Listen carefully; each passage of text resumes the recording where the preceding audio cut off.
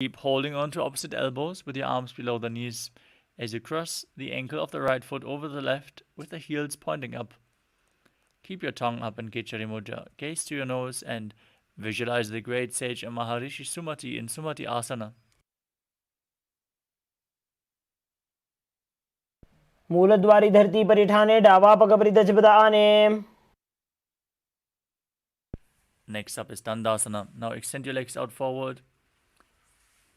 Interlock your fingers and stretch them up straight with the wrists pointed outwards as you engage all three bandhas and gaze to your nose. Visualize Swamiji in your inner space as you do so. इदानीं गर्भिणीनां योगाभ्यासो यथा लघु.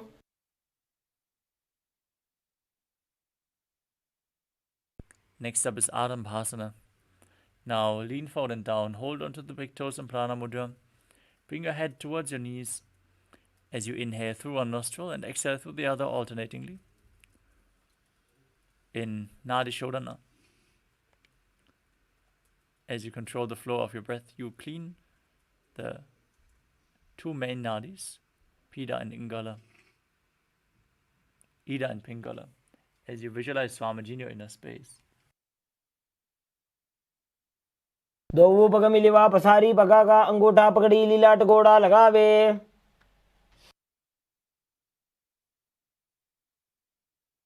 Next up is Bidukasana. Now, with your legs stretched out, raise your knees slightly. Keep some distance between your heels. Lean forward, bring your shoulders down and wrap your hands in and around the legs, holding onto the ankles from the outside of the feet. Gaze to your third eye as you visualize Swamiji in your inner space. प्रथम बैसी दो पाव पसारी कछुक उर्द को कोरडो डारे.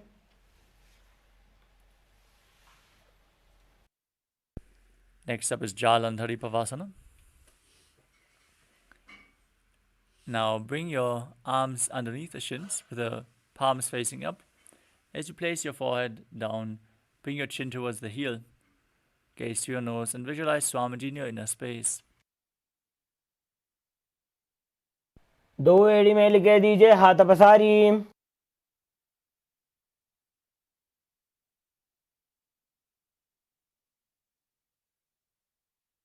Next up is Urdhva Paschimottanasana. As you sit with your legs extended forward, bring one leg behind your neck.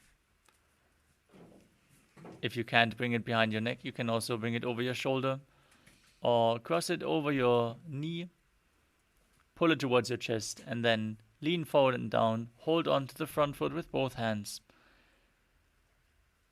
Gaze in Shambhavi Mudra as you visualize Swamiji in your inner space and perform the Pratyahara Pranayama. Visualize your Kundalini Shakti is flowing upwards through your body through 9 various points. The first point are the soles of the feet. From there, it moves to the genital region. From there, through the navel, to the heart, to the throat, to the uvula, the top of your mouth, the third eye center, the top of your forehead, until it finally pierces the Brahmaranda, the crown of your head. Now, visualize Swamiji and perform the Mula Bandha in Urdhva Paschimottanasana. पश्चिमतानवत् संस्थितिं कृत्वा एकं पादं ग्रीवायां धृत्वा तिष्ठेत्. Next up is Anantasana. Now, with your leg behind your neck, lean back and lay down straight as you gaze to your nose and visualize yourself as endless, eternal, infinite. उत्तानशयने एकैकं Pai ग्रीवायां विन्यस्य. From Anantasana, roll onto the side of the hand holding onto your foot. Now, rest on the side of your body as you feel in complete control and gaze to the nose.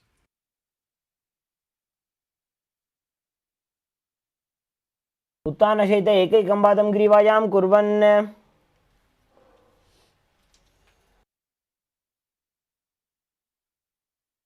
Next up is Tirishasana.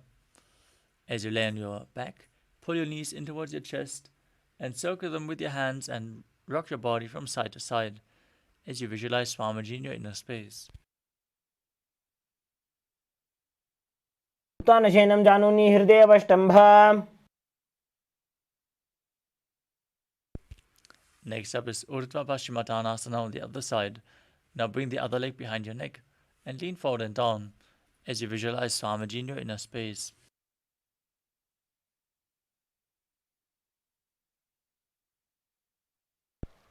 पश्चिमदानवत्सं स्थितिं कृत्वा एकं पादं ग्रीवायां धृत्वा तिष्ठेत्.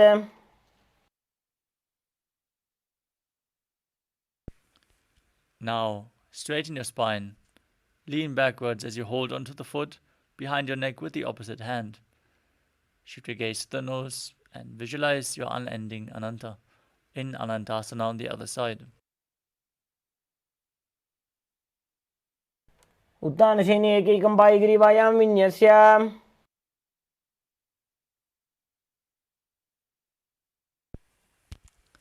Next up is Ankushasana on the other side. Now roll to the side and feel in complete control as you gaze to your nose. उत्तानशयित एकैकं पादं ग्रीवायां कुर्वन्. Next up is Yoga Nidrasana. As you lay on your back, now lift one by one your legs up behind your neck. If you cannot bring your legs behind your neck, you can cross them in front of you and pull them up with your hands, or you can bring your legs over your shoulders as you gaze to your nose and visualize Swamiji in your inner space, interlocking your fingers behind your back.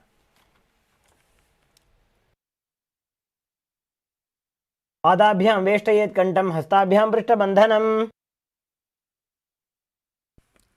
We move on to Atmaramasana.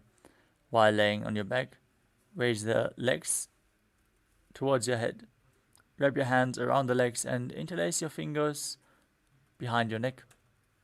Gaze to the nose and visualize Lord Vishnu blessing you from within. आत्मा राम आसन प्रथमसु धोसो वे. Next up is Kuchikasana. Now lay on your back, pull your knees in towards your chest and extend your arms out to the side at shoulder level. Gaze to your third eye and visualize Swamiji in your inner space as you perform Pratyahara Pranayama. Visualize the prana flowing up through the 9 points revealed by Mahadeva. दो हाथ सीधा सा करे 300 ube से पा करे.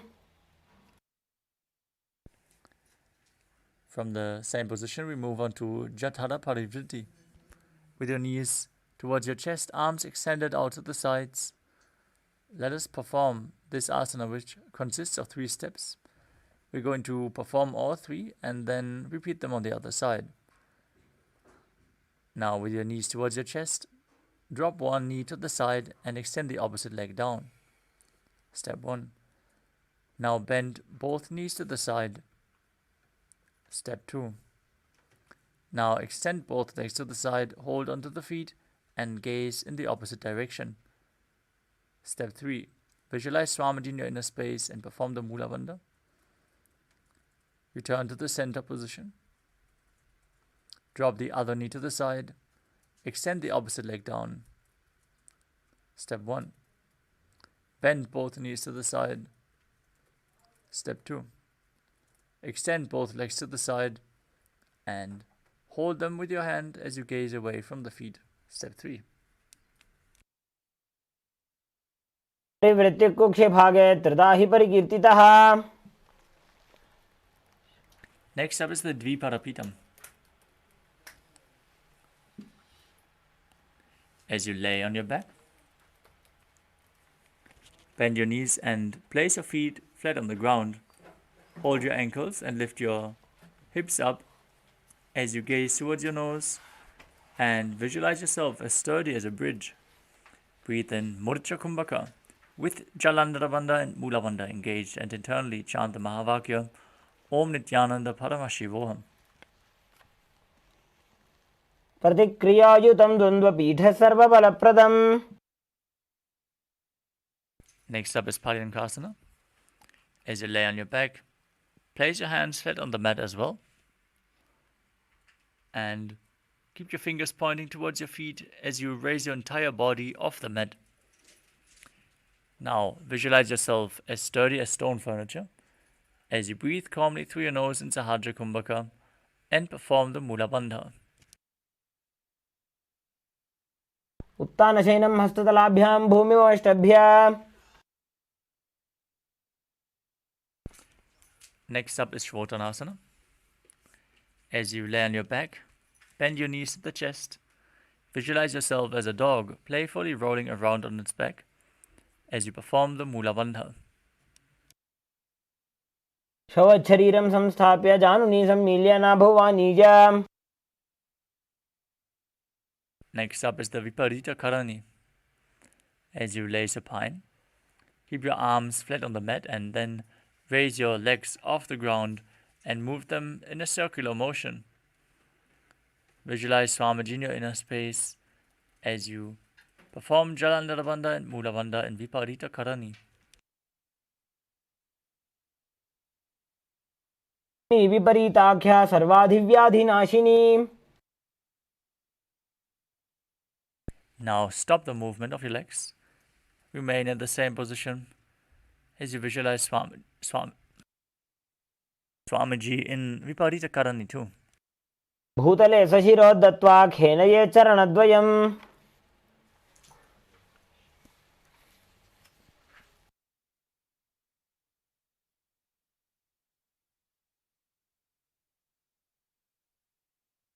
The next asana is Langalasana. Now,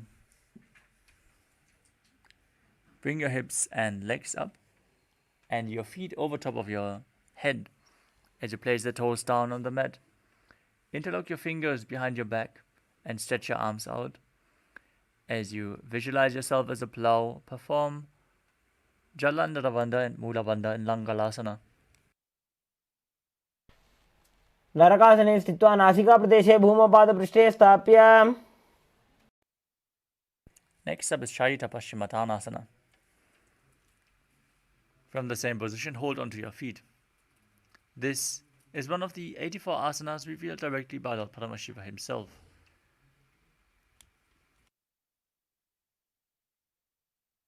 तानं शयित्वात् कुर्वीत शयितपश्चिमतानकम्.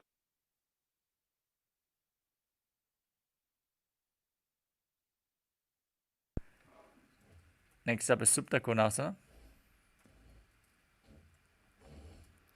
In the same position, bring your hips over the shoulders and then spread your legs wide.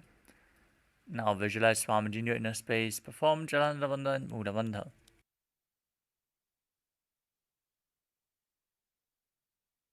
परिवृत्ते कुक्षि भागे त्रिदाहि परिकीर्तितः. Next up is Chakrasana. As you join your feet back together above your head, hold onto your ankles and roll onto your back as you keep your arms and legs straight, visualizing yourself as a chakra or wheel in Chakrasana. शवासनस्तद्वौ पादौ कुर्यान्मस्तकतः परौ.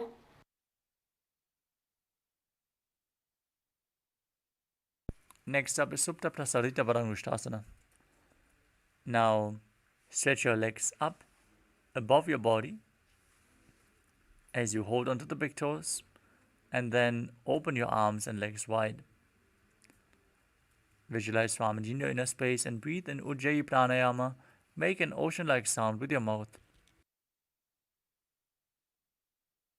उत्तानपादं क्रौञ्चं च मरीचिं वीरभद्रकम्.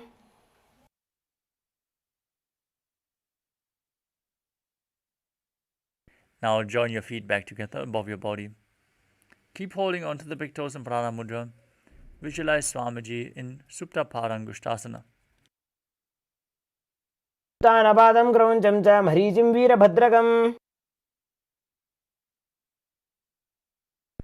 Next up is Matsyasana. From the same position, place your feet in Padmasana and lay down flat as you bring your arms over your head. Hold on to opposite elbows, gaze to your nose and visualize Matsya, the fish avatar of Lord Vishnu. in Matsyasana.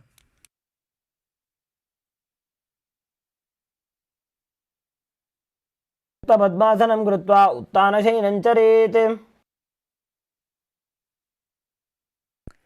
Next up is Parasharamasana. As you lay on your back with your legs in Padmasana, place the back of the right hand onto the left palm above your head. Gaze to your nose and visualize Lord Rama in your inner space.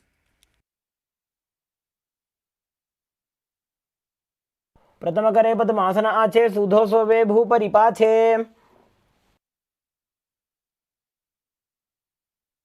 Next up is Sarvangasana.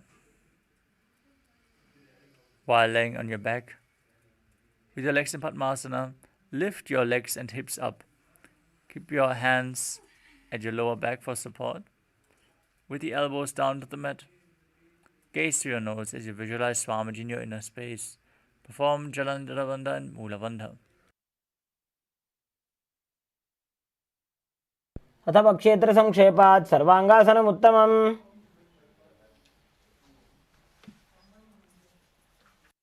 Next up is Vrishikasana. As you lay on your back, place one foot on top of the opposite thigh. Extend your arms up above your head. Hook the fingers forward as you gaze to your third eye and visualize yourself as a scorpion. प्रथमशयन सुधो शीर्षकेशिकी संधि सुदाखे. Now repeat the asana by placing your foot on top of the opposite thigh. Gaze to your third eye and visualize yourself as a scorpion. प्रथमशयन सुधो शीर्षकेशिकी संधि सुदाखे. Next up is Vrishaparakshitasana. As you lay on your back, interlock your fingers around your neck and lift your legs up as you alternate, bringing one knee in towards your chest back and forth. Now visualize Swamiji in your inner space and breathe calmly through your nose in Sahajra Kumbhaka in Vrishaparakshitasana. उत्तानशयनं कृत्वा अङ्गुलिभिः कन्दरां बद्ध्वा.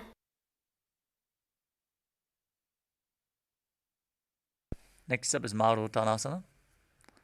As you place your hands at the side of your hips, pull your knees in one by one and touch your knees to your ears again and again. Now visualize Swamiji in your inner space. श्रोतानवत् संस्थितिः कृत्वा जानुद्वयं पर्यायेन कर्णयोः संस्पृशेत्.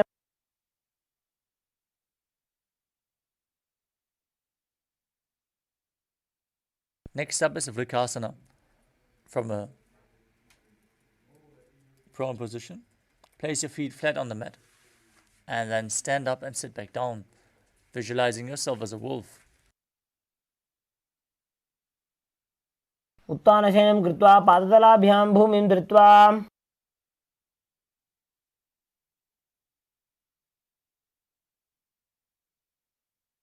Next up is Luthasana. As you lay on your back, throw your legs above your head and completely roll over. As you repeat this again and again, visualize Swamiji in your inner space. Once you finally finish, end in a prone position. उत्तानशयनं पादौ शिरौ उल्लङ्घ्य भूमौ स्थापयित्वा. Next up is Saradhasana. As you lay down on your stomach, keep your hands by the shoulders, toes pointing back. Contract your lips, make a whistling sound while inhaling, like that of a flute. As you visualize yourself as a chariot, carrying warriors into battle for Dharma on your chariot back in Saradhasana. निद्यशयनं कृत्वा नाभिं भूमौ निधाय.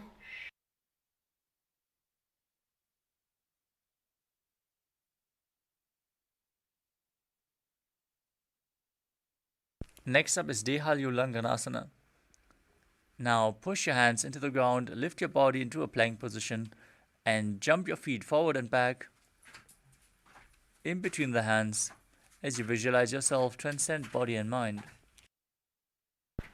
हस्तद्वयं बद्ध्वा तन्मध्ये चरणद्वयम् उड्डानैव बहिरानीय.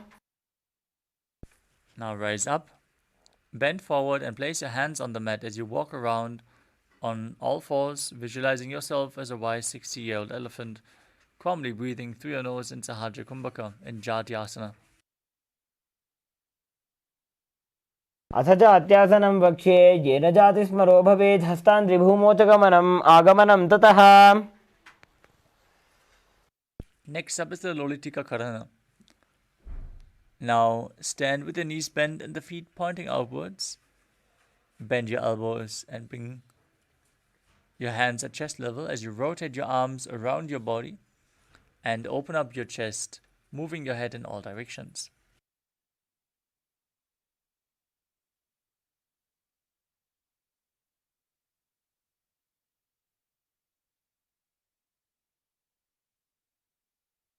Next up is Sadapasana. Now stand erect on the mat and tie your feet with a rope if you have one available. Keep your hands at the side of the hips. As you visualize, your Kundalini Devi is rising and curling upwards around your body as you stand completely straight.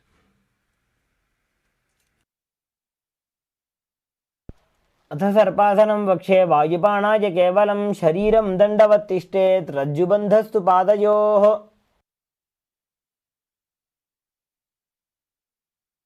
Next up is Ushtra Sadhanasana. From a standing position, lean forward and down. Hold onto the front of your feet as you step your feet on your hands. Now visualize yourself as a camel and start walking around on your mat. मुष्टिकनिष्ठिकाप्रदेशेन भूमौ निधाय उपरि पादतले संस्थाप्य.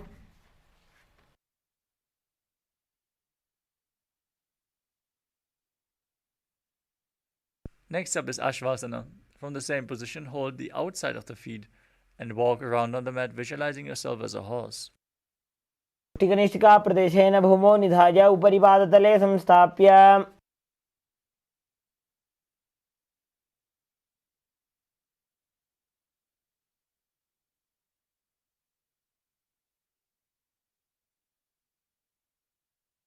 Next up is Kapota Nitakasana. As you interlock your fingers behind your back in Parasha Mudra, pull them down towards your calves. Open up your chest widely. As you visualize yourself as a soaring bird diving, perform the Mula Bandha. पादतले भूमौ निधाय पृष्ठभागेन हस्तौ जङ्घापर्यन्तं नीत्वा. Next up is Tala Pushpa Bhutam Karana. Now stand tall with the palms together in Namaskara Mudra. Your knees gently bent, toes pointing outwards. Now bow down to one side. Open up your palms and raise the heel and the knee of the respective hand. And visualize yourself holding a bouquet of flowers, offering it to Paramashiva.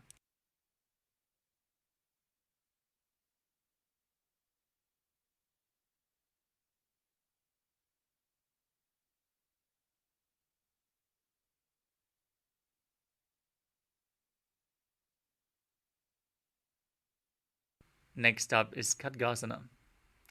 Now visualize yourself as a rhinoceros. Gaze to your nose and then lay down on your stomach and jump your feet back up towards your hand and stand with your arms, hands together in Namaskara Mudra, forming the horn of the rhinoceros. भुजसर्तमासनं कृत्वा पादतलाभ्यां भूमिं धृत्वा.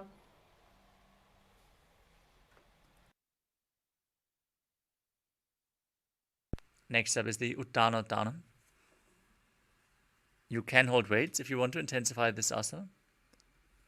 As you sit down all the way or as low as you can towards the ground and stand back up.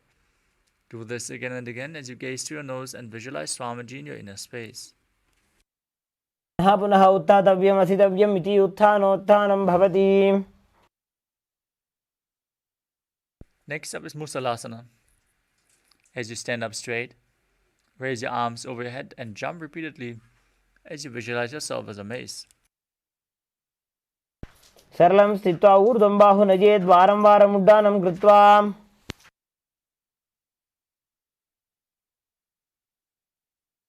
Next up is Uchirshakasana.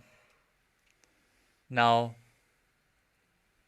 pull the sole of one foot towards your chest and sit down and stand back up with the other leg, alternating on both sides as you gaze to your nose and visualize Swamiji in your inner space.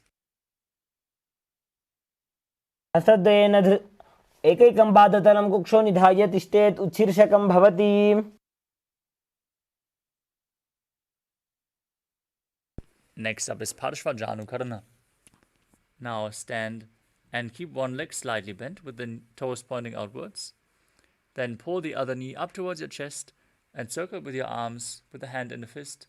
Place your hand on the inner thigh with the fingers pointing towards the center of your body.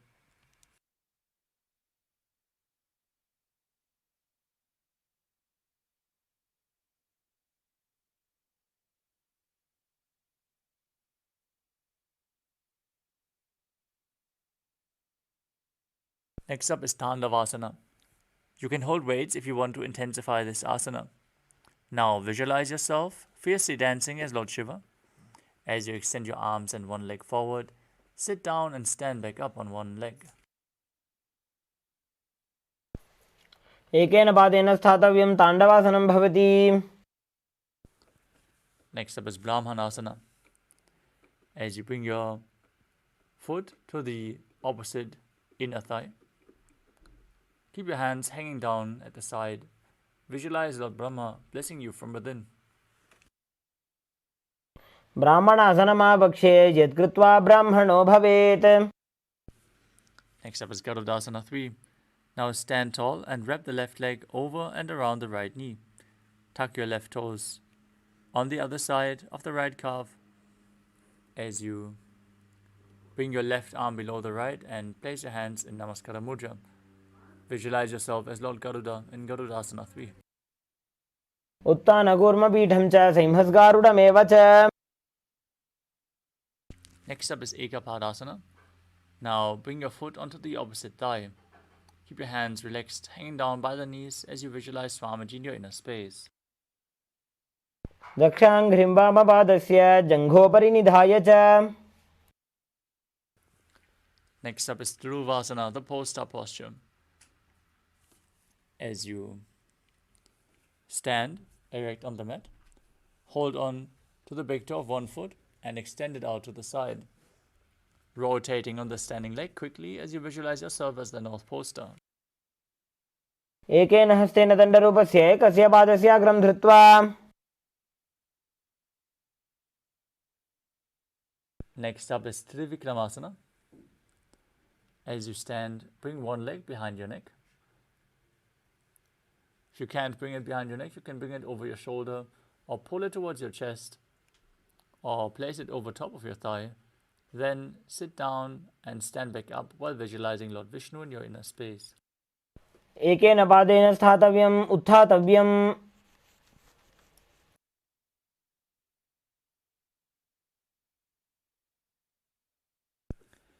Next up is Parshvajanukarana on the other side.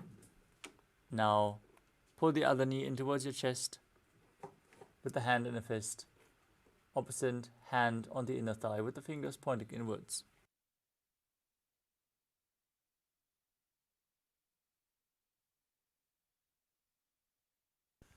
Next up is Tandavasana on the other side. Now extend your arms and one leg forward, sit down and stand back up as you visualize yourself fiercely dancing as Lord Shiva. एकेन पादेन स्थातव्यं ताण्डवासनं भवति. Now repeat Brahmanasana on the other side. Bring your foot towards the inner thigh, hands relaxed by the sides as you visualize Lord Brahma blessing you from within. ब्राह्मणासनमावक्षे यत्कृत्वा ब्राह्मणो भवेत्. Now repeat Garudasana 3. Bring the right leg over top of the left. Hook the toes behind and bring the right arm below as you place your hands in Namaskara Mudra, visualizing yourself as Lord Garuda. उत्तानकूर्मपीठं च सिंहस्गारुडमेव च. Now place the right foot on the opposite thigh as you repeat Ekapadasana on the other side. दक्षाङ्घ्रिं वामपादस्य जङ्घोपरि निधाय च. Now hold onto the big toe of the right foot as you extend your right leg out and rotate quickly on the left leg. हस्तेन दण्डरूपस्य एकस्य पादस्य अग्रं धृत्वा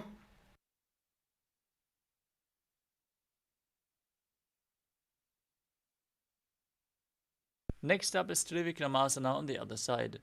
Now bring the other leg behind your neck. Sit down and stand back up, performing the 3 steps of Lord Vishnu. In Trivikramasana, ग्रीवायां पादं संस्थाप्य स्थातव्यम् उत्थातव्यं त्रिविक्रमासनं भवति. next up is Samana Kakarana. As you stand, with your heels together, toes pointing slightly outwards, keep your arms slightly extended away from the body, with the fingers pointing one by one.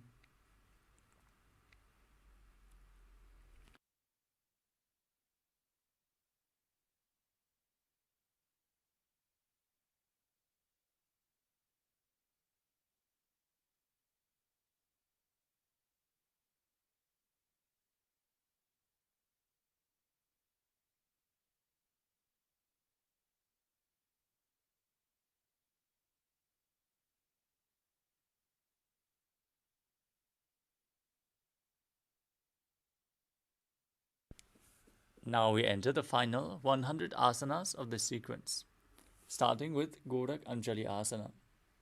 Now stand erect and then bend forward as you bring both hands underneath the knees and make a finger lock in Parashu Mudra. Then squat down and bring the finger lock to your navel as you visualize Sage Goraknath, the founder of the Nata Yoga Hindu Sampradaya. Perform the Jivachala Kumbhaka. Inhale deeply and hold your breath as you move the prana freely throughout your system, up and down and through your limbs, along with your mind. Perform the Mula Bandha and chant the Mahavakya as you do so. परतम हि बोहोये बाहुरी नीचौ पुनि होवे.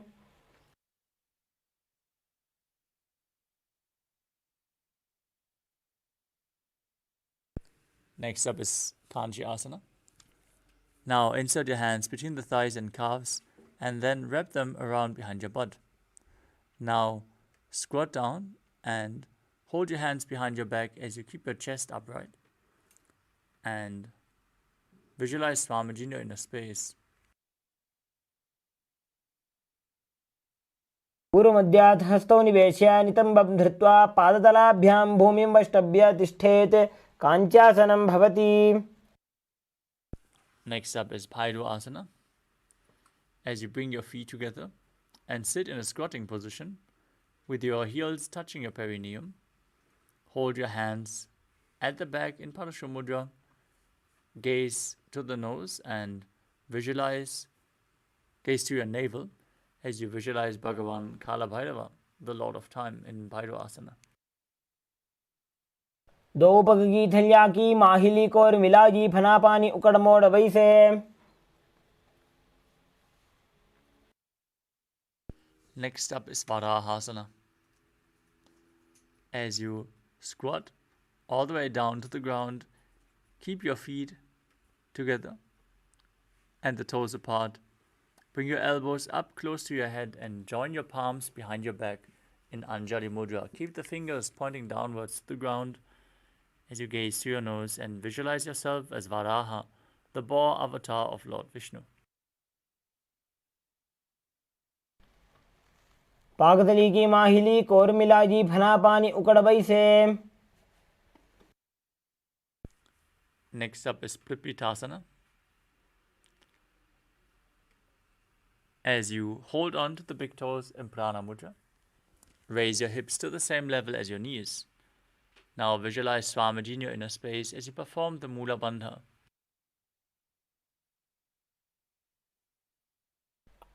पार्श्वद्वय सम्मील्य स्थित्वा नितम्बं जानुप्रदेश आनीय तिष्ठेत्. प्रपीठासनं भवति.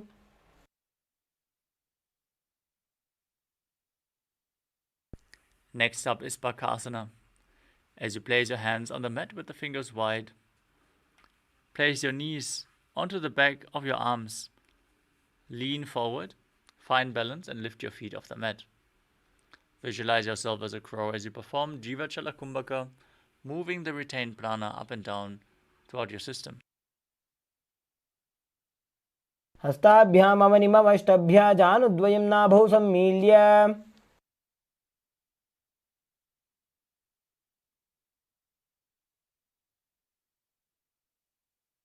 Next up is Sushtanga Kapali Asana, another inverted posture. Set yourself up in front of a wall if required.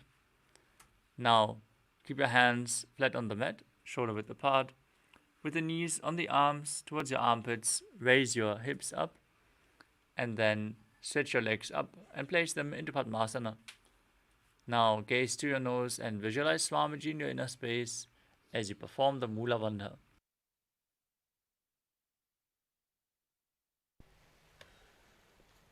आसन कोकोण कपाल आछो होई.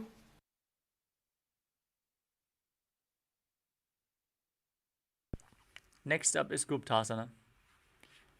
As you keep your toes flat, the toes touching behind your body, sit in between the heels. Keep your heels outside of the hips. As you keep your hands on the thighs, gaze to your nose and visualize you are sitting in the secret seat with Paramashiva and Guru in Guptasana. जानोर्वोरन्तरे पादौ कृत्वा पादौ च गोपयेत्.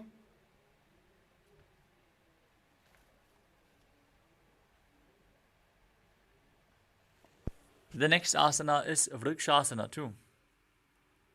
Now place your hands flat on the mat in front, shoulder width apart, and then raise your legs up,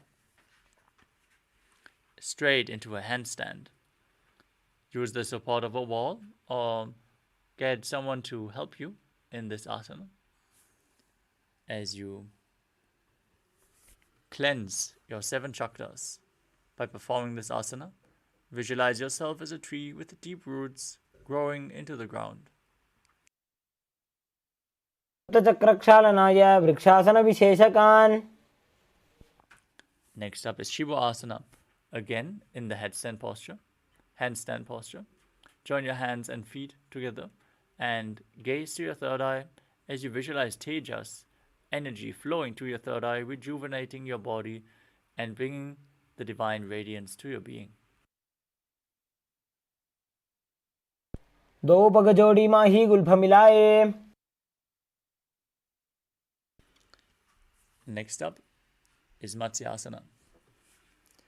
Now place your hands flat on the ground, shoulder width apart. Step your feet back into a plank position and then lower your body down and push it back up again and again as you visualize yourself as a fish.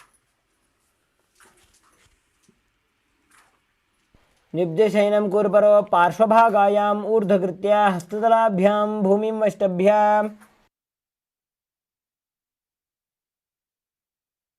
Next up is Sadapasana too. As you lay prone on your belly, keep your hands on the hips and lift your chest from left to right as you visualize and move your body like a snake in Sadapasana too. Breathe calmly through your nose in Sahajra Kumbhaka.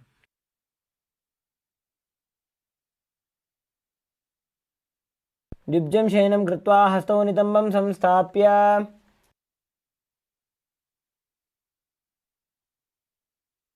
Next is Nidhalambanasana. As you lie prone on your belly, keep your hands in Padma Mudra, the lotus mudra. As you hold onto your chin, place your elbows on the mat in front of you, with the toes pointing backwards. Feel self-supported and completely independent.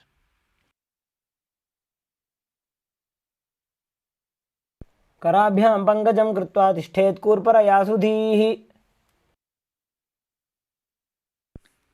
Next up is Chadrasana.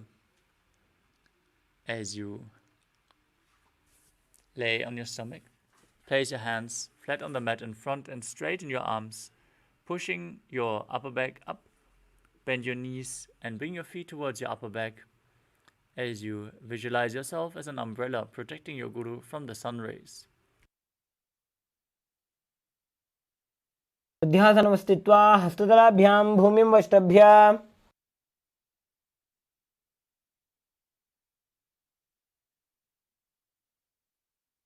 Next up is Vajrasana. As you visualize yourself as Vajra, the weapon of Indra, symbolizing your indestructibility, sit in a kneeling posture with your perineum on the heels, feet flat, extend your arms out at front and place your forehead on the ground. Gaze to your nose and calmly breathe in Sahadra Kumbhaka as you perform the Mula Bandha. इदानीं गर्भिणीनां योगाभ्यासो यथा लघु सुखप्रसवलाभाय प्रोच्यते प्राक्तने पथि.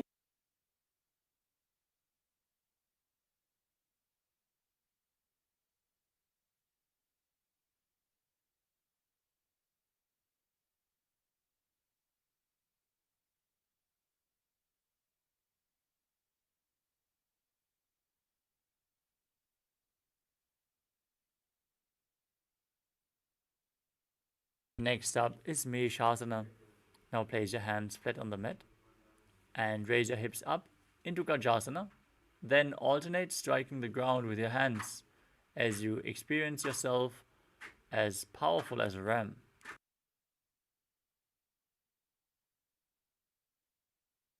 गजासन संस्थितो एकैकं बाहुं भूमौ ताडयेत्. Next up is Ajasana. From Gajasana, raise your legs up and slowly lower your forehead down towards the ground as you visualize yourself as unborn, existing for all eternity. गजासन संस्थितो पादद्वयमन्तराळे कृत्य मस्तकेन भूमिं स्पृशेत्.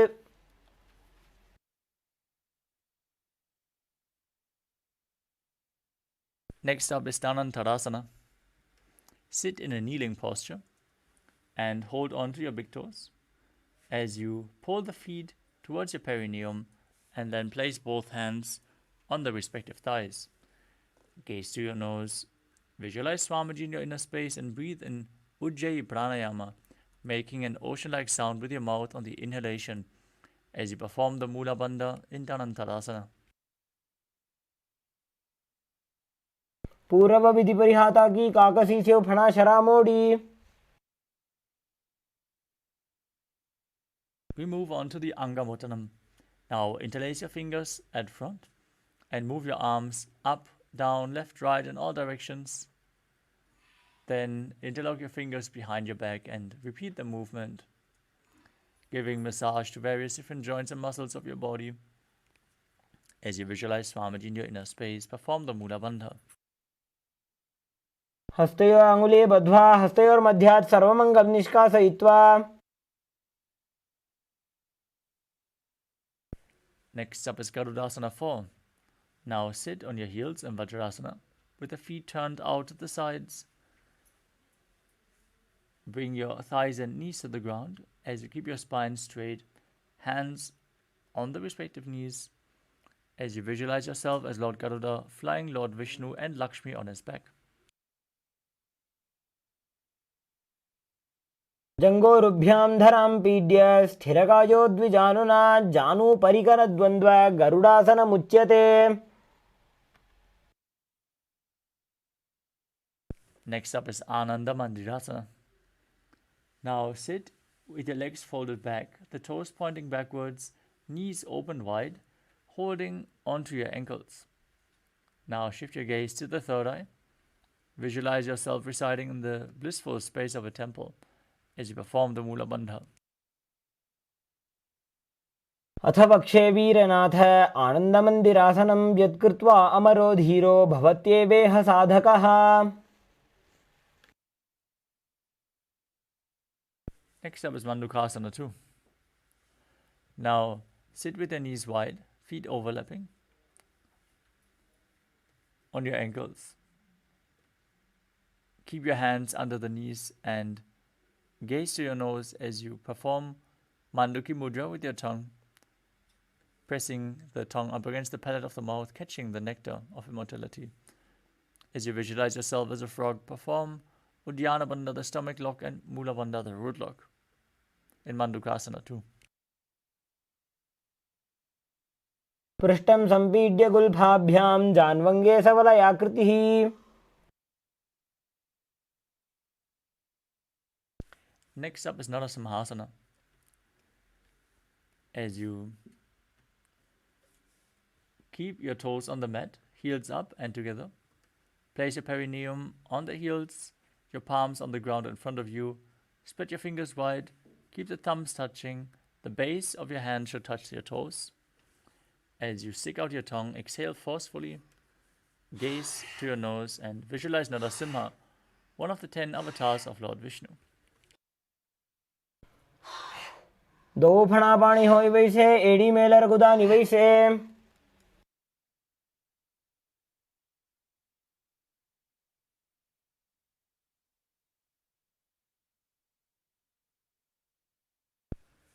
Next up is Bishrakasana. As you sit on the toes, with the perineum placed on the raised heels, cover your mouth with both hands cupped over top. Bring your thumbs beneath the upper teeth and close your lips. As you inhale through the right nostril and exhale through your mouth in Vishnaka Pranayama, gaze to your nose and visualize yourself as Devi, victorious over all your fears.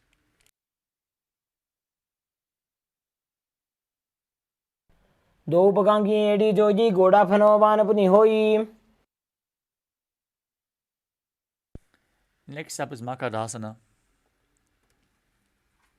With the soles of the feet together, the top of the feet on the ground, sit on your heels and bend your elbows. Bring the fingers to your armpits and imitate as if you were a monkey scratching itself. As you visualize yourself as a playful monkey, gaze to your third eye and perform the Mula Bandha. दो पगदली संपुट आने तिनकी पिष्टि भूमि पर इठाने.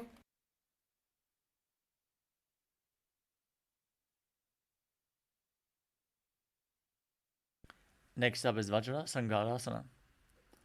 As you stand on the toes, with the soles of the feet together, sit on your heels, keep your knees wide and off the floor, with your hands holding the elbows behind your back. Gaze to your nose and embody diamond-like strength for you and your Sangha, your spiritual community. प्रथम पणा पाणी होय वैसे दो वेड़ी गुदानी वैसे. Next up is Kanjanasana. Now, keep your toes down and cross your ankles. As you sit down on the heels, place your palms to the side onto the mat as you gaze to the nose and visualize perfect health beyond any and all physical or mental ailments as you perform Uddiyana Bandha and Mula Bandha. खञ्जनासनमावक्षे यत्कृत्वा सुस्थिरो भवेत्.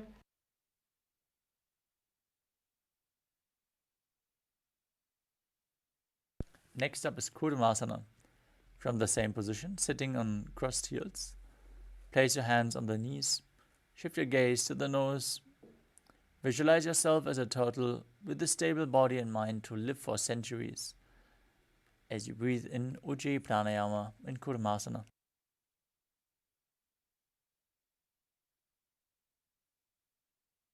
गुल्फौ च वृषणस्याधो व्युत्क्रमेण समाहितौ ऋजुकाय शिरो ग्रीवं कूर्मासनमितीरितम्.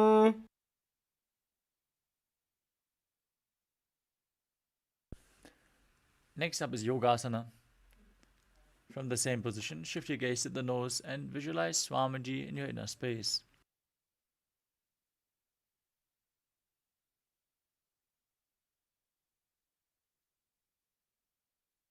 गुदं नियम्य गुल्फाभ्यां व्युत्क्रमेण समाहितः.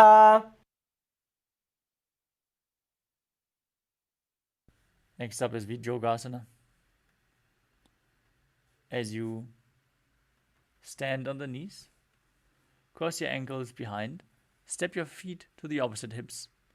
As you hold onto your calves with the fingers inside and the thumbs outside. Shift your gaze to the third eye and visualize a space of eternal oneness, Advaita, with your Guru. गोड़ा वामौ उभौ होई गोड़ा आड़ा राखे दोई.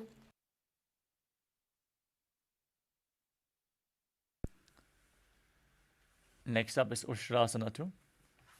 In a kneeling position, bend backwards and hold onto your ankles with your hands. Now, keep your arms straight, push your hips forward and tilt your head back as you visualize yourself as a camel.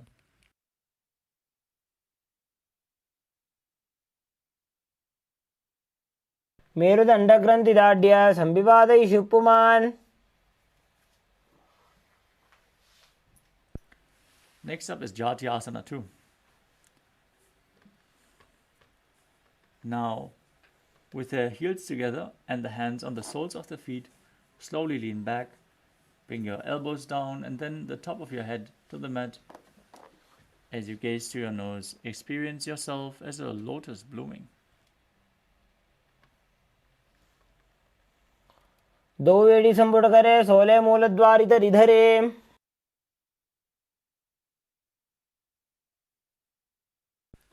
Next up is Viratasana. As you sit on your knees with thighs and calves together, lean back and touch your back to the ground as you raise yourself back up. Repeat this movement again and again, using the support of your hands if needed. जंगा पृष्ठभूमौ निधाय जंगोदरयोः ऊरुनी संस्थाप्य.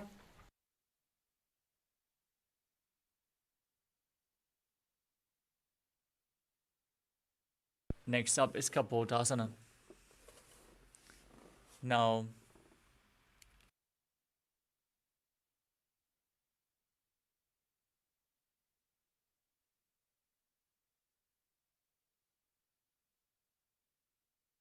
from Viratasana, raise your hips higher and bring your forearms on the mat. Hold the back of your heels as you bring your head in between the feet. Visualize yourself as a beautiful dove in Kapotasana. मेरुदण्डग्रन्थिदाढ्य संपिपादयिषुः पुमान्. कपोतोष्ट्रासनाभ्यास कुर्यान्मितहिताशनः.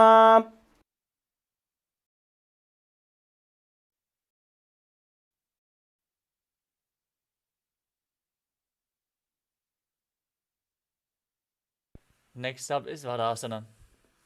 As you stand upright on your knees with the toes tucked, hold your arms with opposite hands and gaze to the nose. This is the boon-fulfilling posture. Now receive your boon from Paramashiva. Perform the Mula Bandha and internally chant the Mahavakya Om Nithyananda Paramashivoham in Varasana. जानुनी भूमौ संस्थाप्य हस्ताभ्यां बाहु परस्परं धृत्वा सरलं तिष्ठेत्.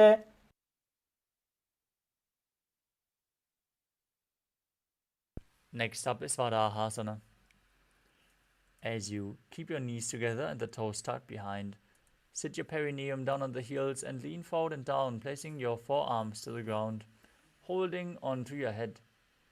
Rest your head on your hands as you visualize yourself as Varaha, the boar avatar of Lord Vishnu.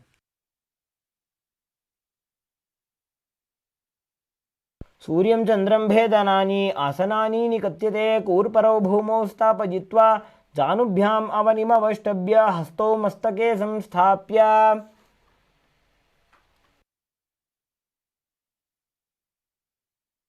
Next up is Mundasana, another inverted posture. Set yourself up in front of a wall or get a partner to aid you if required. Now place your forearms on the ground, shoulder width apart. Interlace your fingers, place the crown of your head to the mat. Hold your head with both hands. As you walk your feet forward, align your hips with the shoulders and then straighten your legs up. Gaze to the nose as you visualize yourself as a love tree. Perform the Mula Bandha.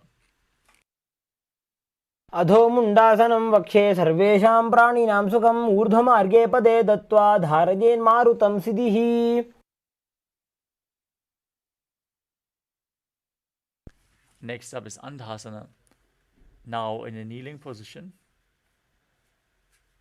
bend and place your head in between the knees. Keep your elbows adjacent to the knees.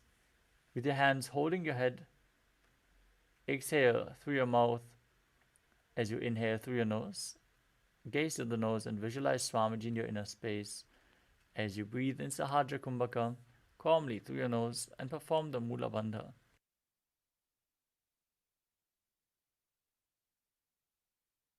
प्रथम पगतली समटारावे कोरमाहिली उभे मिलावे. Next up is Viparita Shalabhasana. As you lay down on your stomach with your arms and legs extended. You can hold weights if you want to intensify this asana. As you raise your arms, head, legs, chest off the ground and visualize yourself as a locust. शलभासन भेदाश्च नटभेरुण्ड नामके गण्डभेरुण्ड सहिते शीर्षदण्डासनं तथा. Next up is Kapalasana. Now laying on your stomach, place your hands next to your hips and your forehead on the ground. Lift your entire legs off the mat as you visualize a skull representing the mind with purified thoughts and the strong will to attain enlightenment. कपालं भूमौ निधाय ऊर्ध्वं पादौ नजेत् कपालासनं भवति.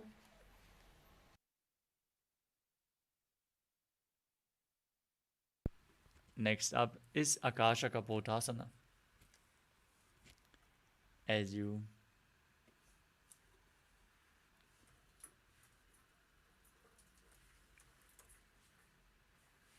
place your hands flat on the mat behind you. Raise your legs over top of your head and place them on the ground in front of you. Keep the hands flat as you visualize yourself as a free and open dove. Perform the Mula Bandha. मेरुदण्डग्रन्थिदाढ्य संविवादयिषु पुमान्.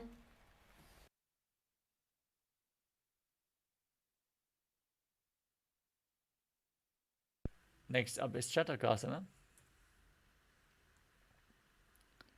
Now, from a kneeling position, place your forearms on the ground in front of you. Be sturdy as you visualize yourself as a sparrow.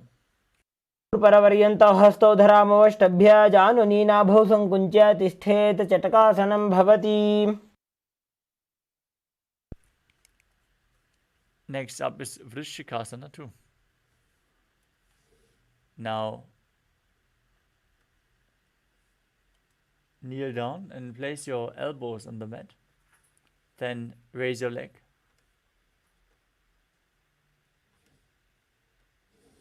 Over top of your head and touch your toes to your head as you visualize yourself as a scorpion. विच्छेव पुच्छ प्रतिमां घ्रिपार्ष्णे धृत्वा स्वशीर्षे चिबुकं विधार्यकौ.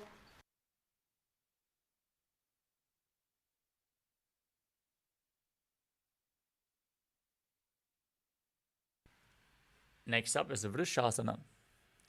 As you sit in a kneeling position, place your perineum down on one heel and keep the other heel outside the hip with the toes pointing outwards. Now keep your hands in front of your body on the mat as you visualize yourself as a bull. Breathe in Antaranga Kumbhaka, forcefully inhaling through your nose, holding your breath for a short while and slowly exhaling again and again. याम्यगुल्फे पादमूले वामभागे पदेतरम्.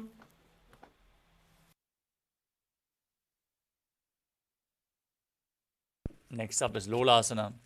From the same position with your hands flat on the mat in front of you, lift your entire body off the ground, cross the left toes over top of the right as you visualize Swamiji in your inner space.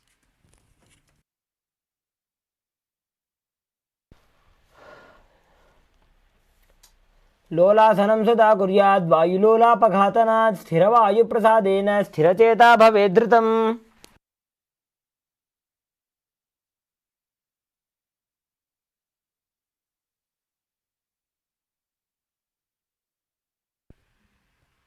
Now place your perineum on the other heel as you keep the opposite foot pointing outwards, heel outside the hip, visualizing yourself as a bull in Vrishasana. साम्यगुल्फे पादमूले वामभागे पदेतरं विपरीतं स्पृशेत् भूमिं वृषासनमिदं भवेत्.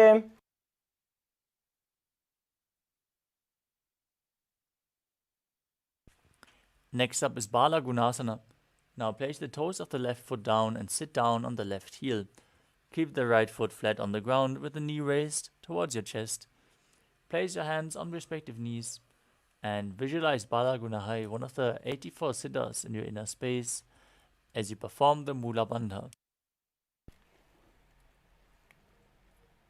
आसन को गुण जल विकार जाई. Next up is Grahasana. As you squat down with the feet flat on the mat, bring your elbows under the thighs and wrap them around your shins. Hold onto your ankles from the outside as you visualize yourself as the entire planet. पादतले भूमौ संस्थाप्य जानुमध्ये कूर्परौ स्थाप्य हस्ताभ्यां गुल्भप्रदेशो धृत्वा तिष्ठेत्.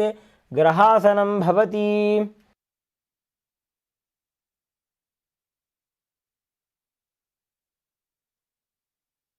Next up is Balagunasana on the other side. Now bring the toes of the right foot down, sit on the right heel, lift the left knee towards your chest as you place your hands on top of it.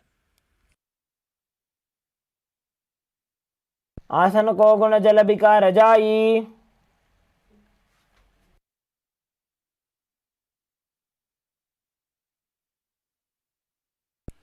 Next up is Utkatasana. You can use weights to intensify this asana. As you squat down on the toes, with the heels up and the knees off the mat, place your perineum on the heels and your hands on the respective knees. Keep your spine straight and visualize Swamiji in your inner space. युजास्पिजोऽस्ति यद ऊर्वजानो यत्रासने पादतलद्वयोपरि. Next up is Vajra Sangarasana 2. As you sit on the toes with the perineum on the heels, the soles of the feet together, keep your knees wide and off the ground as you hold onto opposite elbows behind your back. Visualize Swamiji in your inner space and perform the Mula Bandha. प्रथम पणापाणि होए जैसे दो वेड़ी गुदानी वैसे. Next up is Anilasana. Now, place your hands flat on the mat and step your feet on top of your hands and squat down. Keep your arms straight as you gaze through your nose and visualize you are able to live off of air alone. Forcefully inhale in Antaranga Kumbhaka as you do so.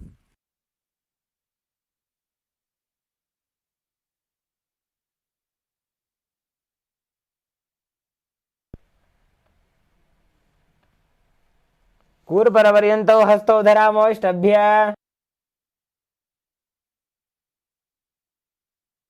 Next up is Padukasana.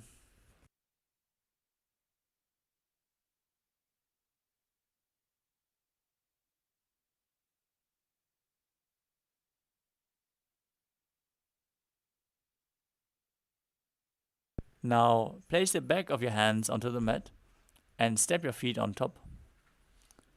As you visualize, you're wearing padukas, walking across India. Wrap your hands around the feet and walk around on your mat.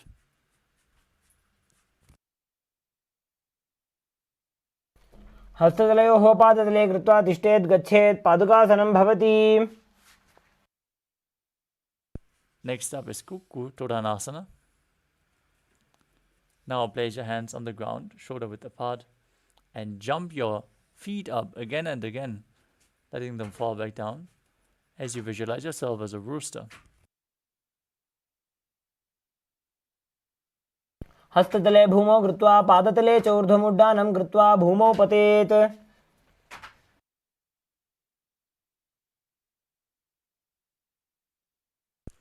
Next up is Viparita Nrityasana. As you place your hands on the mat, raise your legs upwards into a handstand. Move around on two hands dancing as you feel yourself become free of all inhibitions. हस्तदलाभ्यां भूमिं वष्टभ्य ऊर्ध्वपादाग्रे कुर्वन्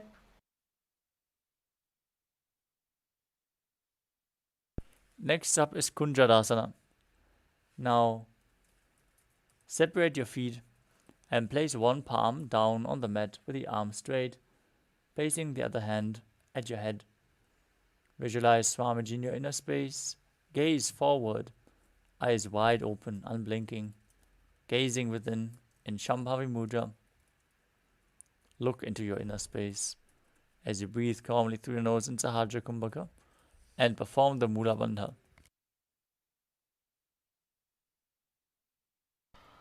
अथ वक्षे महादेव कुञ्जरासनमुत्तमं करेणैकेन पादाभ्यां भूमौ तिष्ठेच्छिरक्करः. Now place the other hand down to the mat, opposite hand to the head. Visualize Swamiji in your inner space as you repeat Kunjarasana. अथ वक्षे महादेव कुञ्जरासनमुत्तमं करेणैकेन पादाभ्यां भूमौ तिष्ठेच्छिरक्करः. The next asana is Kadambasana. Now sit on the ground with the feet flat and the heels close to your body. Hold on to the respective ankles as you lift your feet off the ground and visualize yourself as a Kadamba tree, a pious tree that promotes a long life. पार्श्वेभ्यां भूमिं वष्टभ्य हस्तद्वयेन गुल्फौ धृत्वा Next up is Pavana Muktasana. Now place your feet flat on the ground. Hold on to the opposite knees and pull them in towards your chest. Visualize that any excess vata is being released from or balanced within your system as you perform Sahajra Kumbhaka and the Mula Bandha in Pavana Muktasana. द्वयोस्तु पादयोः पाणिं लात्वा स्वस्वनितम्बके जानुनी वक्षसि साधुर्बभ्रतीकरबन्धनैः.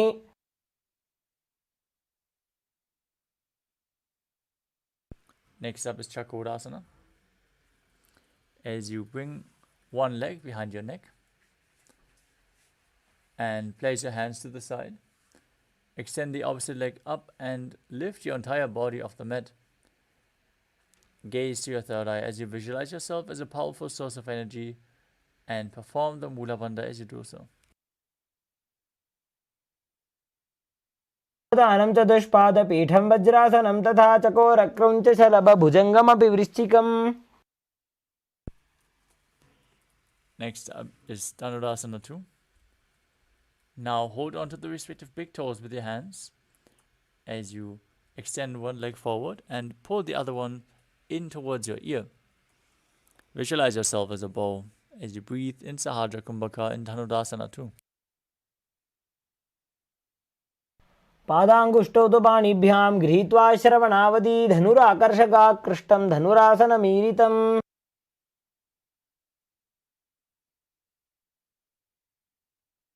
Next up is Ashtavakrasana. Now bring the left leg over top of the respective shoulder and hook the right foot over top the leg. Now extend them to the side as you balance on your arms and visualize yourself as a flying crane. वासिष्ठमथ कौण्डिन्यमूर्धकुक्कुटमेव च. Next up is Pranasana. Now place one foot on top of the opposite thigh and bring your shoulder underneath and in below the raised knee. Push the right knee down to the mat as you gaze to your third eye and visualize you're immortal and able to exist solely from prana. एतत् प्रभेदं वक्ष्यामि करोति यस्य चामरः. Next up is Parshvamatsendrasana. Now bring the left heel, the right heel to the left hip and step the left leg over top of the right knee. Now bring the left elbow outside the raised knee. bring it below the leg and then interlace your fingers behind your neck, behind your back.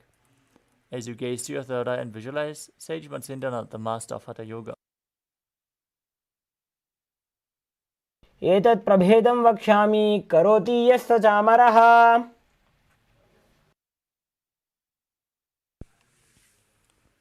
Now repeat Chakrasana on the other side. As you raise the other leg behind your neck, extend the opposite leg forward and visualize yourself as a powerful source of energy as you balance above the mat.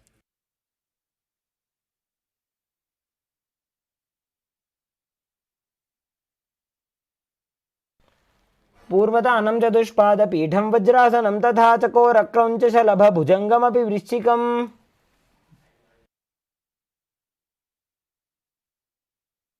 Now repeat Dhanurasana 2. Pull the other foot towards your ear as you hold on to the big toes in Prana Mudra. Visualize yourself as a bow as you do so.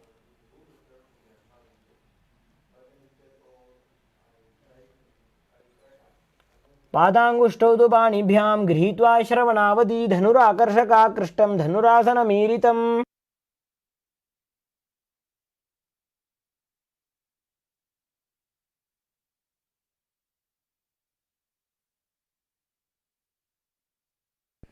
Now repeat Ashtavakrasana on the other side. As you hook the right foot over the shoulder, extend both legs out to the side. Balance on your arms as you lean forward and visualize yourself as a flying crane. वासिष्ठमथ कौण्डिन्यमूर्धकुक्कुटमेव च. Next up is Pranasana. Now place the right foot on the left thigh. The other foot on the opposite thigh as you bring your shoulder beneath the raised knee, hands on the ground, pushing the other knee down to the mat. Gaze to your third eye as you visualize you're immortal and able to exist solely from prana in Pranasana.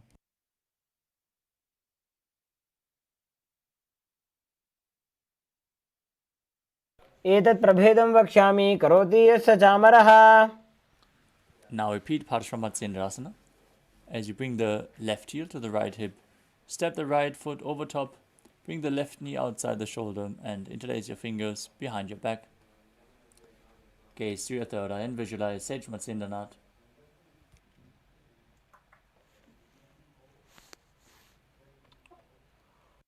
पार्श्वाभ्यां धृत्यते यास्तु पार्श्वमत्स्येन्द्रमुत्तमम्. Now, place one heel against the perineum and extend the opposite leg forward. Lean forward and down, hold onto the foot with both hands.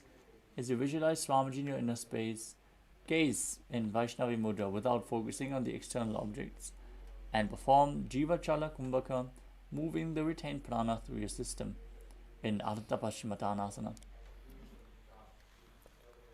एकं पादं प्रसार्य एकं पादस्य पार्श्वनासीवनी सम्पीड्य. Next up is Kraunchasana. Now bring the left foot outside of the hip as you hold onto the right foot and extend it up towards your face. Now visualize yourself as a crane as you keep your leg straight.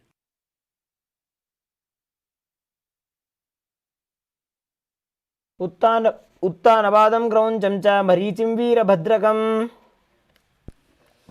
Next up is Ardha Paschimottanasana on the other side. Bring the other foot to the groin, extend the opposite leg, lean forward and down, and visualize Swamiji in your inner space. वासिष्ठमथ कौण्डिन्यम् ऊर्ध्वकुक्कुटमेव च.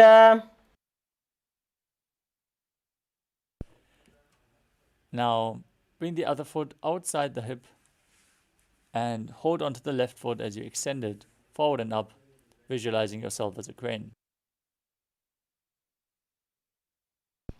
उत्तानपादं क्रौञ्चं च मरीचिं वीरभद्रकं नटराजं त्रिकोणं च सुप्ताङ्गुष्ठप्रसारणे. Next up is Swastikasana. As you sit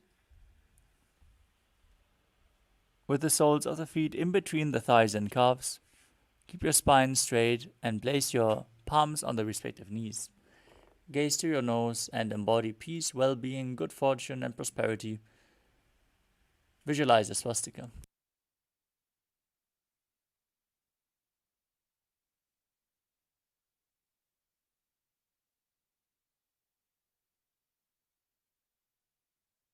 जानुर्भोरन्तरे सम्यक् कृत्वा पादतले उभे. Next up is Godakshasana. From the same position, cover your heels with your hands, fingers spread. Gaze to the nose and visualize the great sage Goraknath, founder of the Natha Yoga Hindu Sampradaya, as you perform Jalandhar Bandha and Moola Bandha. जानुर्भोरन्तरे पादौ उत्तानो व्यक्तसंस्थितौ. Next up is Bhagasana 2. As you bring the left foot to the perineum, place the right foot on the left thigh. Then visualize Swamiji in your inner space, gaze to your third eye, and meditate on Arihanta, the enlightened one. As you enter Shanmukhi Mudra, locking all your senses with your hands by placing little and ring fingers on your mouth, middle fingers to the nostrils, index fingers on the eyes, and the thumbs on the ears.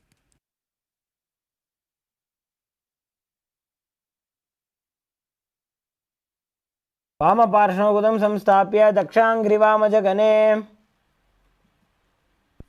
Next up is Yogasana 2.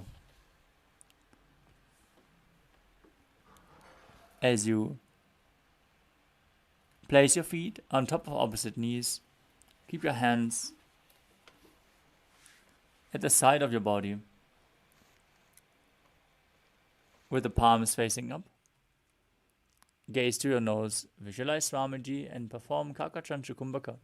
Roll up your tongue and keep your mouth in the shape of the beak of a crow as you inhale through the rolled up tongue in Yogasana 2.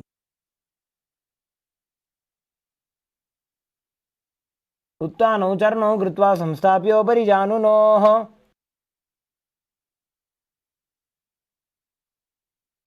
Next up is Urdhva Kukutasana. From Padmasana, place your palms flat on the mat beside you and lift your entire body up. Visualize yourself as a rooster as you perform the Moola Bandha. वासिष्ठपथकौण्डिन्यम् ऊर्ध्वकुक्कुटमेव च. Next up is Siddha Haratali Asana. From Padmasana, insert both hands through the thighs and calves. Place them on the mat. Don't lift your body up. Stay seated on the mat as you gaze through your nose and visualize Swamiji in your inner space.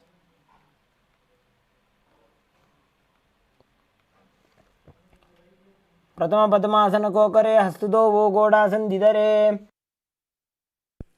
Next up is Hamsasana. From Padmasana, place your hands on the mat through the gap of the calves and thighs. As you lift your body up off the mat and balance, visualize yourself as a swan and gaze to your nose. कुक्कुटासनं स्थित्वा स्कन्दपर्यन्तं ऊरोनि नीत्वा. Next up is Karmukasana. With your legs in Padmasana, push your hands in between the thighs and calves and extend your legs. Extend your hands behind you as you interlock them in Parashu Mudra. Place your forehead on the ground and visualize yourself as Pinaka, Lord Shiva's bow. प्रथमपद्मासनकोकरे गोडासन्दिमाहिकरिधरे. Next up is Kurmasana 2. With your legs in Padmasana, hands between the thighs and calves. Bend your elbows and hold on to your neck. As you visualize yourself as a turtle, having a stable body and mind to live for hundreds of years. By जंग पर दक्षिण पावा दाई जंग परि by ल्यावा.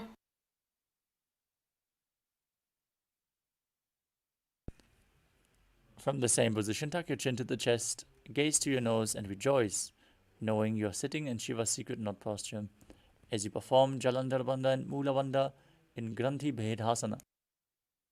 वक्षे नीलकण्ठ ग्रन्थिभेदासनं शुभम्. Next up is Uttana Kurmasana. From the same position, Roll onto your back. Hold onto your shoulders as you lay on your back with your legs in Padmasana, embodying a turtle laying on its back as you gaze to your nose. कुक्कुटासनबन्धस्थं कराभ्यां धृतगन्धरं पीठं कूर्मवदुत्थानम् एतदुत्थानकूर्मकम्. Next up is Pangu Kukutasana. Sit back up in Padmasana. Now place your hands in between the thighs and calves. Place one hand flat. Hold its ankle with your hand as you push your body off the mat and balance on one arm, visualizing yourself as a rooster.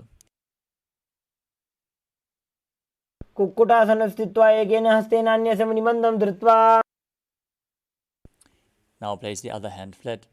Hold its wrist. Visualize yourself as a rooster. Repeat Pangu Kukutasana on the other side.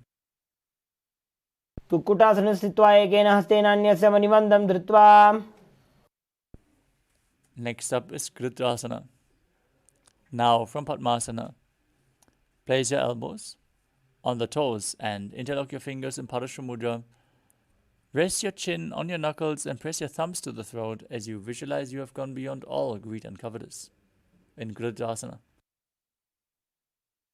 तानोर्वोरन्तरे पादौ उत्थानो व्यक्तसंस्थितौ. Next up is Padmasana 3. As you sit in Padmasana, hold one hand over the other with the palms facing upwards.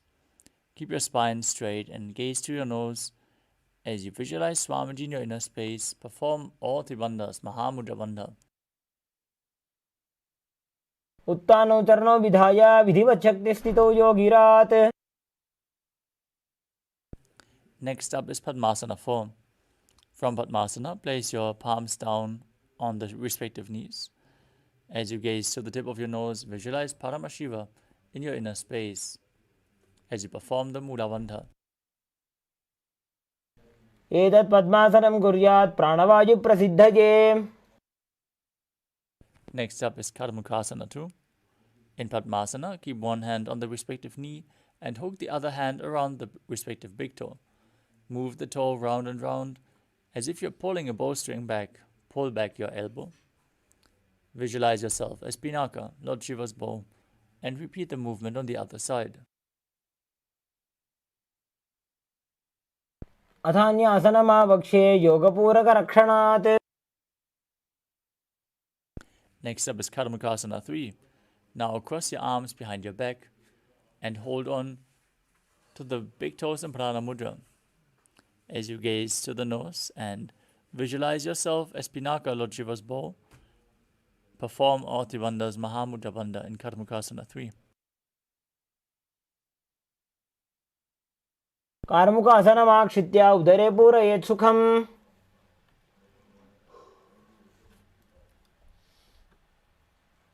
Next up is Dridhasana.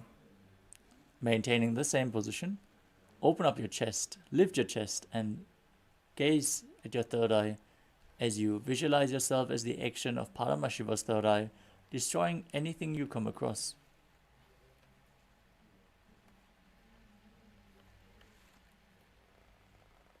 ऊरुभ्यामुपरि स्थाप्य पादयुग्मं प्रयत्नतः.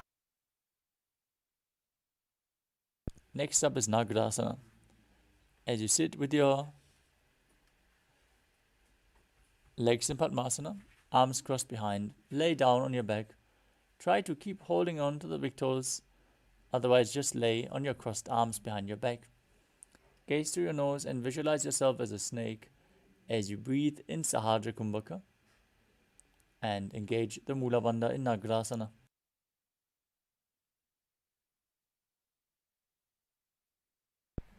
प्रथम पद्मासन को ठाने दो हाथ पाछाने आने. Now free your arms and legs. Pull your knees into your chest. Tuck your chin to the knees as you encircle your legs with your arms. Squeeze your body into a ball in Kandukasana.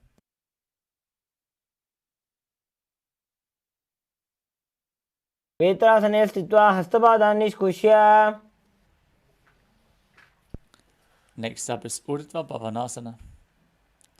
As you keep your feet flat on the mat, interlock your fingers behind your neck. Gaze to your nose as you visualize Swamiji in your inner space. प्रथमे सौधो सैन्य करावे घोड़ा उभा राशि मिलावे. Now bring upturned palms beneath your heels as you push your hips up. Contract the perineal floor and tuck your chin to the chest in Jalandhara Bandha as you perform Mudra Kumbhaka, exhaling through the engaged throat lock as you visualize yourself as a powerful alpha ape in Marakata Pitasana. उत्तानशयनं पादतले उत्तानहस्तयोः स्थापयेत्. Now place your hands to the lower back and raise your hips up, supporting them with your hands, elbows on the ground, bearing the weight of your body. As you gaze through your nose and visualize Swamiji in your inner space in Uttana Shikipitakasana. जङ्घोरुबलहीनश्चेत् उत्तानशिखिपीठकम्. Next up is Narakasana. As you lay supine and raise your legs and hips up, keep your hands and arms flat on the mat supporting you. Be straight. Visualize yourself blissfully traversing through Naraka Loka unscathed as you perform Jalandhara Bandha and Mula Bandha in Narakasana. ग्रीवाकण्ठेन भूमिं विष्टम्भ पादाग्रद्वयमूर्धमुत्रजेत्. Next up is Tirthanukasana. Now place your hands to the lower back. Keep your legs even straighter and then lower and angle them down, keeping your core engaged as you visualize yourself as a boat crossing the ocean of samsara in Tirthanukasana.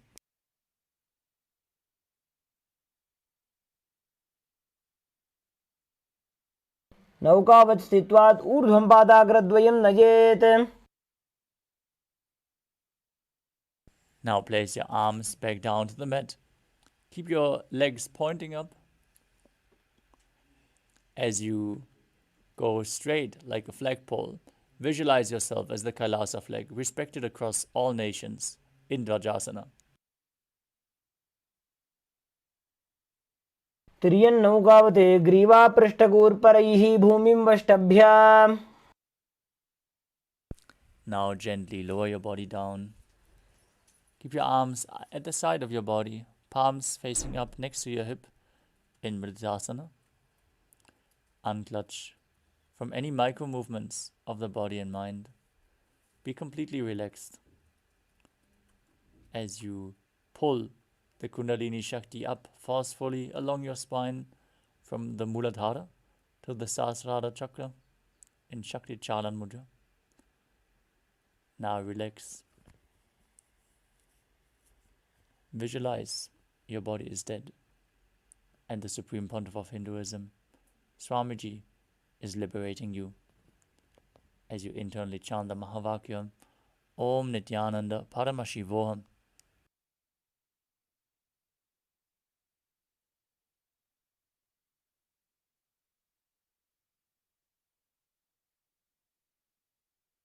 उत्तानं शववद्भूमौ सजनं तोषवासनं सवासनं श्रान्तिहरं चित्तविश्रान्तिकारणम्.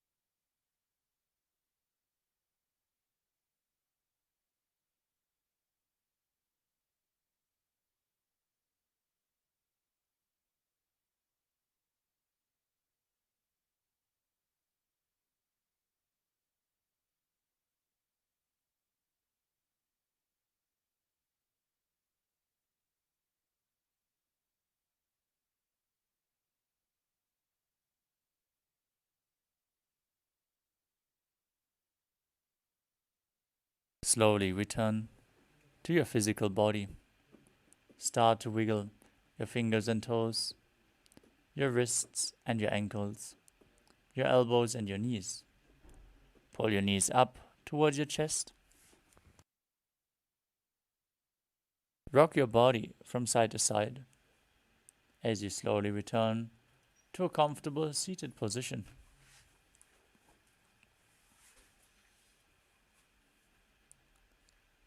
Congratulations, you completed the Dvitiya Vinyasa Krama, all 308 asanas of this sequence today. We are now getting ready for the power manifestation session, which is going to happen right after this. So stay tuned. But for now, let us conclude this Nithyananda Yoga session of the day. So sit straight with your head, neck and spine in a straight line. Keep your hands in Namaskara Mudra in front of your heart center. Close your eyes, take a deep breath, visualize Swamiji as we chant the Purna Mantra. Om Purnamadah Purnamidam Purnat Purnamudachyate Purnasya Purnamadaya Purnamevavasishyate. Om Shanti Shanti Shanti. Hari Om Tat Sat. Sarvam Bhagavat Sri Nithyananda Paramashiva Padukarpanamastu. Om Nithyanandam. Thank you all. Nithyanandam.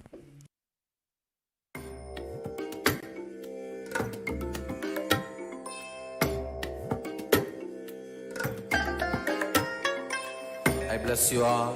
Let you all open all your three eyes and manifest the powers of Mahasadashiva. Om Nithyananda Paramashivoham. Om Nithyananda Paramashivoham. Om Nithyananda Paramashivoham.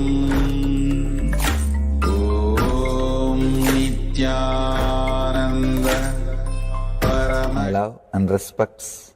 Before entering into the sutras, I want all of you to just sit for a few seconds. Sit. Welcome you all with my love and respects. Before entering into the sutras, I want all of you to just sit for a few seconds. Sit straight and just prepare yourself. Because this understanding about which I am going to talk gave me the courage to leave the home. Today's subject is Maya. Actually, many times, the young age I used to think I should leave the home, go around, live a sannyas life. Suddenly, one day, when I was reading one of the Shankara's work on this Maya, somehow the concept clicked. The word Maya cannot be translated into English. Thinking the lesser reality as the higher reality is what we call Maya.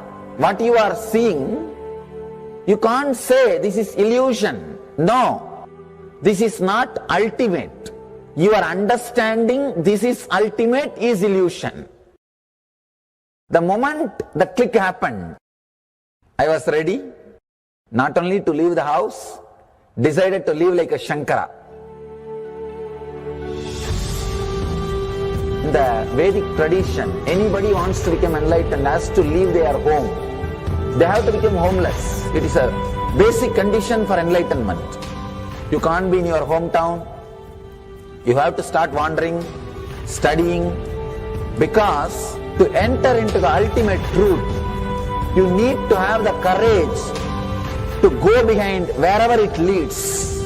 There is a beautiful sutra in Brahma Sutra, the first sutra of Brahma Sutra. It says, Atatu Brahma Jinyasat let us inquire into the reality. It says, only a courageous person who is ready to go behind wherever truth leads can enter into this science. In those days, we had a beautiful system. When somebody becomes enlightened, he will go around and sit with all other scholars, pandits, learned people, and he will open up his understanding. The other person will open up his understanding. Whoever can take the other person to the deeper level of understanding will follow him. That's all. That is why exploring the truth into the deeper and deeper level has been made as a compulsory basic value for anybody who wants to explore the reality, explore into the truth. What we need to understand from this story, courage to go behind the truth, wherever it leads. Even they are ready to gamble with their life, but they are ready for truth.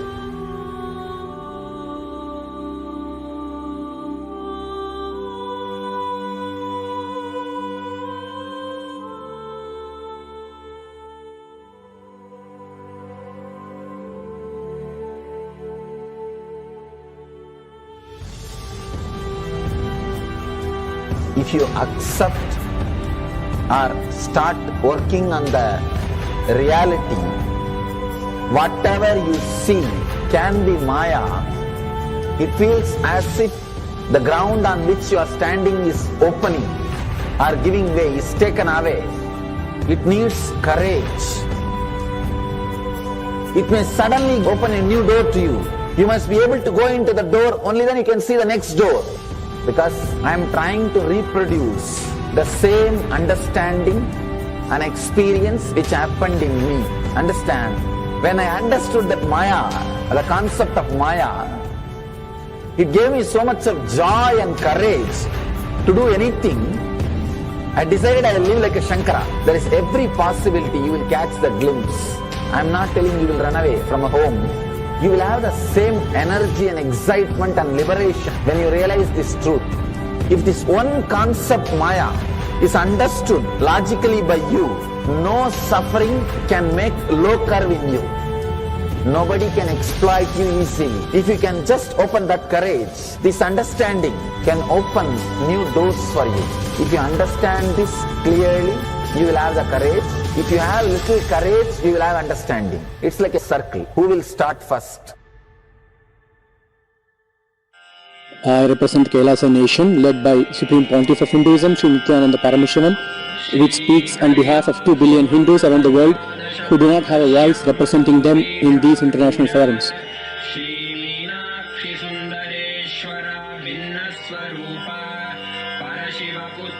Alright, I'll start from my side first. I'll give the understanding. Let you add courage to it. Let's enter into the sutra. Illusions deceive, colors circumscribe, even divisibles are indivisible. Look becomes Shiva.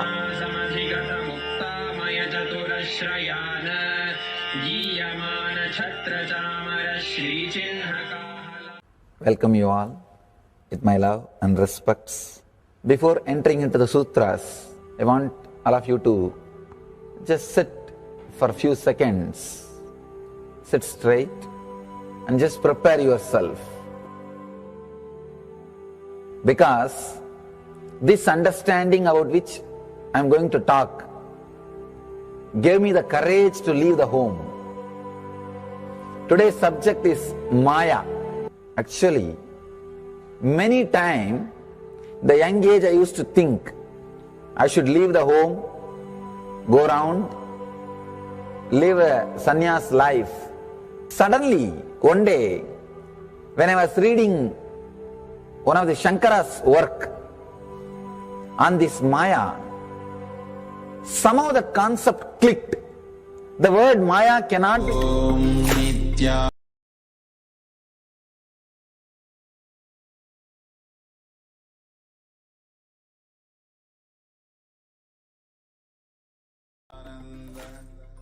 Paramashivoham Yes, Nithyanandam. We request all the participants to quickly settle down. We'll be entering into the power manifestation now. We request all the participants to quickly prepare the items needed for the power manifestation. Jnananjana, Krishna Shila, Atma Lingam, eye bands, pen and paper. So we'll be shorting now.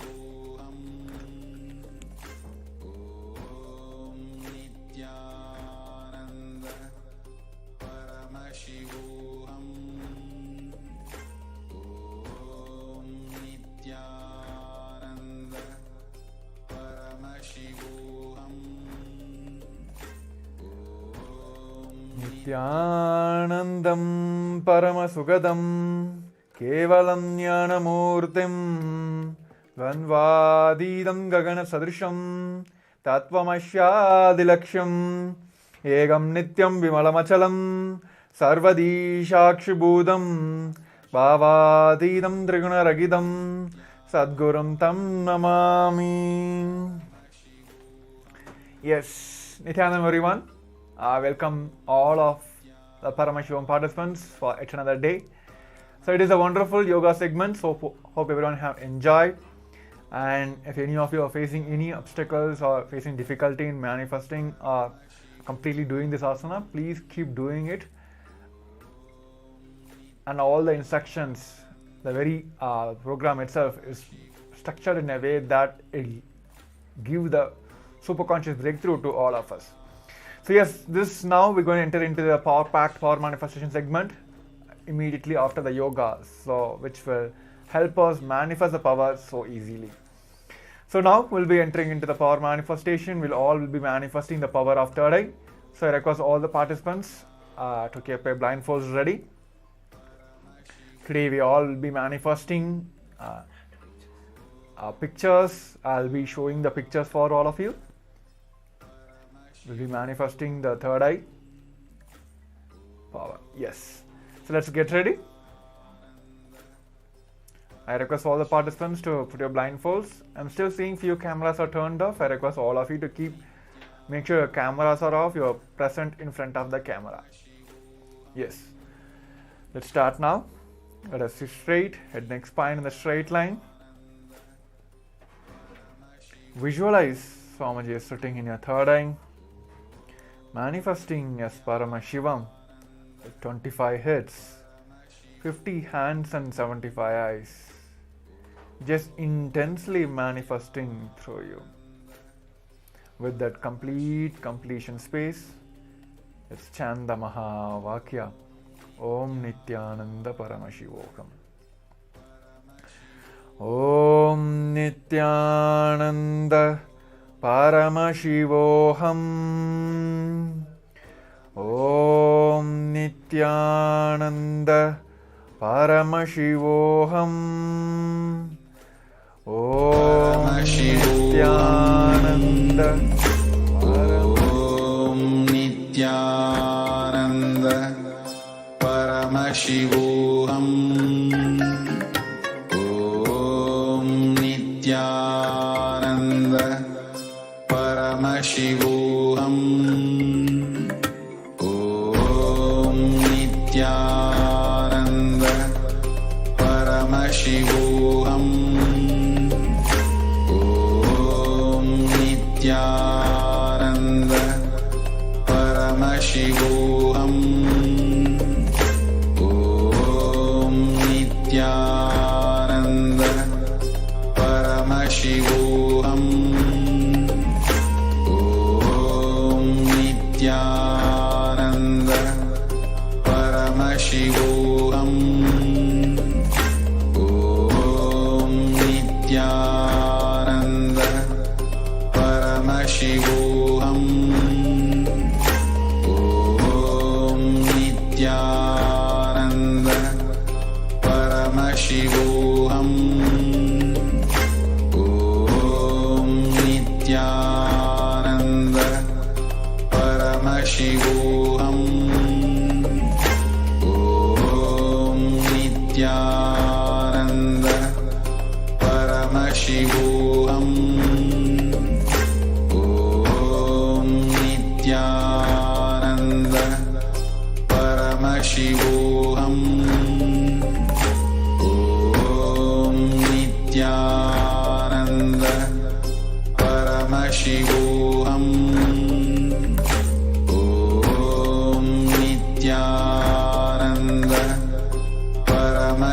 Paramashivoham. Om Nithyananda Paramashivoham. Om Nithyananda Paramashivoham. Om Nithyananda Paramashivoham. Om Nithyananda Paramashivoham. Om Nithyananda Paramashivoham. Om Nithyananda Paramashivoham. Om Nithyananda Paramashivoham. Om Nithyananda Paramashivoham. Om Nithyananda Paramashivoham. Om Nithyananda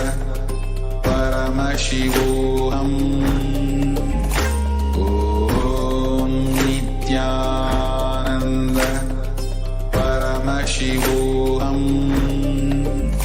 Om Nithyananda Paramashivoham. Om Nithyananda Paramashivoham. Om Nithyananda Paramashivoham. Om Nithyananda Paramashivoham. Om Nithyananda Paramashivoham.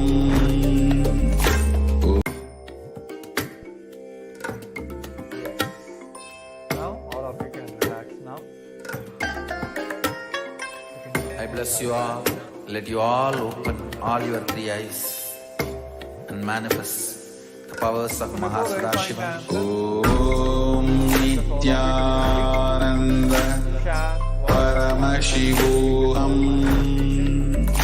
Om Nithyananda Paramashivoham. Om Nithyananda Paramashivoham.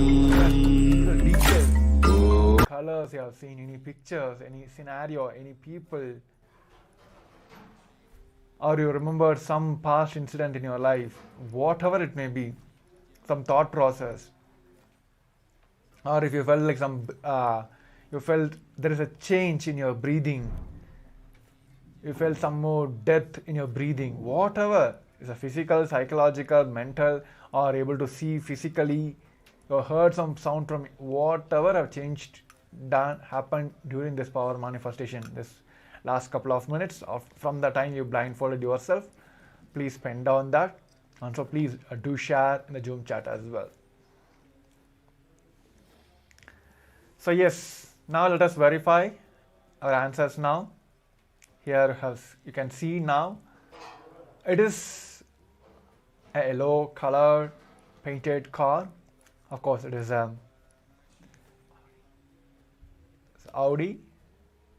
It's a yellow color, nicely painted. It's almost like half of the car is visible for all of us. And it has a dark background. It's a light from the behind. So even if you are seeing any person, like I'm just picking up some example. You might have remembered some person who have this kind of car, the yellow color car, or like he is keen about buying his color, or he likes the color yellow. So there are many ways Paramashiva start revealing these answers to all of us. So it is now our responsibility, I would say, that start penning down all of this and let's start celebrating all of this.